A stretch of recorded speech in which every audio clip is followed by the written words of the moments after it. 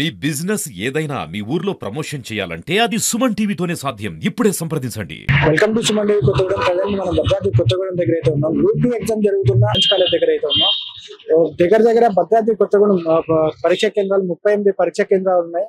భద్రాద్రి కొత్తగూడెం 23, అదే విధంగా పాలవంచలో చూసుకున్నట్లే 13 పరీక్షా కేంద్రాలు ఉన్నాయి. దీనిలో దగ్గర 13,465 మంది అయితే అటెండ్ అయితే అవుతున్నారు. ఇక్కడ చూసుకోవచ్చు, ఈ చుట్టుపక్కల ప్రదేశాల్లో కానీ 200 మీటర్ల మేరకు ఎటువంటి జిరాక్స్ సెంటర్ లేకుండా, అదే విధంగా 9:30 లోపలే పరీక్ష రాయాల్సిన వాళ్ళు ఎవరైతే ఉన్నారో వాళ్ళు లోపలికి వెళ్ళే విధంగా వాళ్ళ దగ్గర అయితే ఏవైతే ఉన్నాయో ఎలక్ట్రానిక్ గూడ్స్ కానీ, స్మార్ట్ వాచెస్ కానీ, చేతిలో టాటూస్ కానీ, కాళ్ళకి షూ వేసుకున్న దగ్గర నుంచి టోటల్ గా కట్టుదిట్టమైన భద్రత నడుమ అయితే ఈ ఎగ్జామ్ అయితే జరుగుతుంది.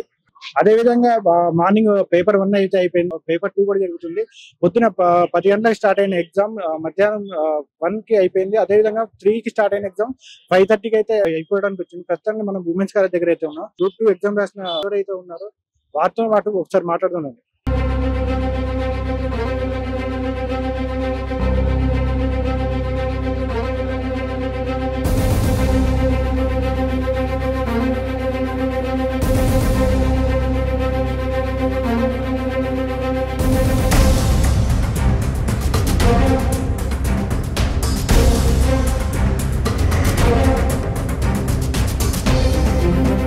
గ్రూప్ 2 ఎగ్జామ్ రాసి బయటకు వచ్చిన యువకుడైతే మనతో పాటు ఉన్నారు. అన్న నమస్తే, ఏం పేరు అన్న? ప్రశాంత్. ఎక్కడి నుంచి వస్తున్నారు? భద్రాచలం నుంచి. భద్రాచలం నుంచి వస్తున్నారు. ఎట్లా రాసిందండి ఎగ్జామ్? ఓకే, బాగానే రాసాం. ఎట్లా ప్రిపేర్ అయ్యారు? మేము యాక్చువల్గా ఫస్ట్ నుంచి మేము చాలా ఎగ్జామ్స్ రాసాము. గ్రూప్ 1 అనేసి పోస్ట్ పోన్ అవుతూ వస్తున్నాయి, కాన్ఫిడెన్స్ తగ్గుతూ వస్తుంది. బట్ అట్ ప్రెసెంట్ అయితే ఇప్పుడు మన డిఎస్సి కూడా రేవంత్ రెడ్డి గారు డిఎస్సి కూడా చెప్పినట్టు చేశారు కాబట్టి ఇప్పుడు మాకు కూడా కాన్ఫిడెన్స్ పెరిగింది. అండ్ మంచిగానే రాసాం, చదివినట్టు క్వశ్చన్స్ అన్ని కూడా వచ్చాయి. చాలా బాగా రాసాం. ఇదివరకు గవర్నమెంట్ కి ఇప్పుడు తేడా ఏంటంటే, ఇది గారు గవర్నమెంట్ ఏంటంటే అన్ని చేసింది, బట్ ఏంటంటే నిరుద్యోగ యువతిని కొంచెం పక్కన పెట్టినట్టు అనిపించింది. సో ఇచ్చారు వాళ్ళు లాస్ట్ లో, బట్ ఎక్కువ పోస్ట్ పోన్స్ అవే, ఎక్కువ నిరీక్షణ ఎక్కువ అయింది. యువత వేచి చాలా వెయిట్ చేశారు. అండ్ అట్ ప్రెసెంట్ గవర్నమెంట్ అయితే ఎక్కువ ఫోకస్ దీని మీద పెట్టింది, అన్ఎంప్లాయ్మెంట్ మీద ఎక్కువ ఫోకస్ పెట్టి అట్ ప్రెసెంట్ మమ్మల్ని పట్టించుకుంది అనిపించింది.